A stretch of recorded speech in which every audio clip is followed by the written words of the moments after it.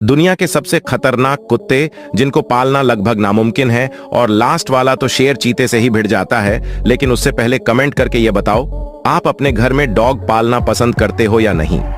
अगर करते हो तो हर एक बंदा इस वीडियो को लाइक करके चैनल को सब्सक्राइब करो और कमेंट में अपने पेट डॉग का नाम लिखना ना भूले।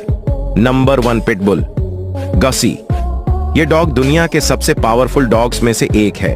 ये डॉग अपनी फैमिली के लिए बहुत रॉयल होते हैं, और अगर कोई जानवर या कोई व्यक्ति इस डॉग के मालिक के ऊपर अटैक करता है तो ये उस पर हमला करके उसको जख्मी कर देता है, जिसके कारण बहुत कम लोग इस डॉग से उलझने के बारे में सोचते हैं।